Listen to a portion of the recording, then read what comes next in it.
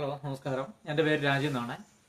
നമ്മുടെ ഈ റബ്ബറിന് പാലില്ലാതെ വരുന്ന അസുഖം, അതായത് പട്ടമരപ്പ്, അതിനെപ്പറ്റി ഒന്ന് പറയാനായിട്ടാണ് ഈ വീഡിയോ ഇടുന്നത്. ഈ പട്ടമരപ്പ് എന്ന് പറയുന്നത് 4 സൈസാണ് ഉള്ളത്. 4 സൈസ് എന്ന് പറഞ്ഞാൽ ഒന്ന് ജന്മനാലുണ്ട്, ഒന്ന് പാസ്റ്റായിട്ട് നിന്ന് പോകുന്നുണ്ട്, ഒന്ന് മീഡിയത്തിലുണ്ട്, ഒന്ന് വളരെ മന്ദഗതിയിൽ ലക്ഷണങ്ങളെല്ലാം കാണിക്കും. ഇപ്പം ഈ ടൈം എന്ന് പറയുന്നത്, അതായത് ഈ മഴക്കാലം, തണുപ്പ് കാലം, അതായത് മഞ്ഞുകാലത്തും മഴക്കാലത്തുമാണ് തണുപ്പുള്ളത്. ഈ സമയത്ത് ഈ മന്ദഗതിയിൽ വരുന്ന അസുഖം കൂടുതലാണ് കാണിക്കുന്നത്.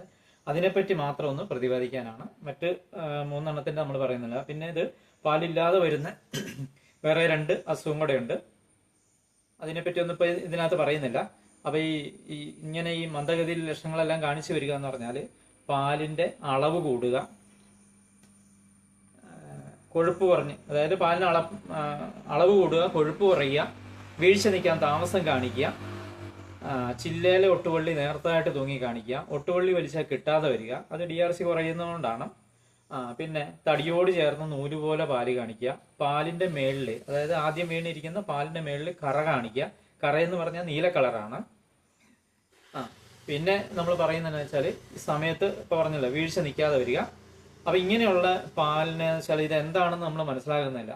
അപ്പം ഈ മരത്തിന് ഈ സമയത്ത്, അതായത് ഈ തണുപ്പ് കാലത്ത് വളമിടുന്നതോ അല്ലെങ്കിൽ മറ്റ് മണ്ണിൽ കിടക്കുന്നോ മൂലകങ്ങൾ കൂടുതൽ കിട്ടിക്കഴിഞ്ഞാൽ ആ മരത്തിന് ഉൽപ്പാദനം കൂടുതൽ വരാറുണ്ട്. പക്ഷെ അതല്ല വരുന്നത്. ഇതിന് പാലിന് DRC കുറവായിരിക്കും, കറയും കാണിക്കും. അപ്പോൾ ഈ കറ കാണിക്കുക എന്ന് പറഞ്ഞാൽ കറ 3 കാരണം കൊണ്ട് കറ കാണിക്കുന്നുണ്ട്. അതിനെപ്പറ്റി ഞാൻ വിവരിക്കുന്നില്ല. കാരണം വെച്ചാൽ നമുക്കറിയേണ്ടത് ഈ കറ പോകുന്ന ഭാഗത്ത് മുറിവില്ലാതെ തന്നെ പാലിനകത്ത് കറ കാണിക്കുന്ന കാര്യമാണ് ഇപ്പം ഈ പറഞ്ഞു വരുന്നത്.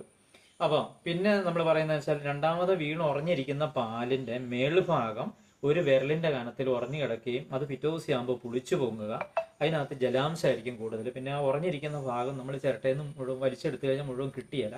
പിന്നെ ആ ഉറഞ്ഞിരിക്കുന്ന ഭാഗത്ത് കൂടുതൽ ജലാംശം, അതായത് കുമളകളുണ്ടാവും, ഏറുണ്ടാവും.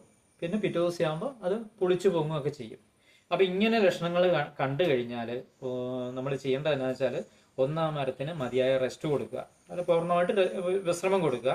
അത് സാധിക്കുന്നില്ലെങ്കിൽ ഒതുക്കി അളവ് കുറയ്ക്കുക. പട്ടേന്ന് പുറത്തേക്ക് കത്തി തടിയിലേക്ക് അടുക്കാതെ പുറത്തേക്ക് ഒതുക്കി അളവ് കുറച്ച് കഴിഞ്ഞാൽ അതിനൊക്കെ നിയന്ത്രിക്കാൻ പറ്റുന്നുണ്ട്. പിന്നെ നമ്മൾ ചെയ്യേണ്ടത് എന്താണെന്ന് വെച്ചാൽ, ഇന്ന് വിപണി പല മരുന്നുകളും കിട്ടുന്നുണ്ട്. അത് ഏതാണോ നല്ലതെന്ന് നമുക്ക് ബോധ്യം വരുന്ന മരുന്ന് വാങ്ങി ഉപയോഗിച്ച് കഴിഞ്ഞാൽ അത് പെട്ടെന്ന് തന്നെ ആ രോഗത്തിൽ നിന്ന് പൂർണ്ണമായിട്ട് മുക്തി നേടാൻ സാധിക്കും. ഇത് കഴിഞ്ഞാൽ പിന്നെ പോകുന്ന സെക്കൻഡ് ഇതിലേക്ക് പോകും. അതെന്ന് വെച്ചാൽ പട്ടായ ബ്ലോക്കിലേക്കാണ് വരുന്നത്. അതിലേക്ക് എത്താതെ തന്നെ നമുക്ക് ഈ ലക്ഷണങ്ങൾ കണ്ടു കഴിയുമ്പോൾ അതിനെ പരിഹരിക്കാൻ പറ്റും. ഈ ഒരു സന്ദേശം തരാനായിട്ട് മാത്രമാണ് ഇപ്പോൾ ഈ വീഡിയോ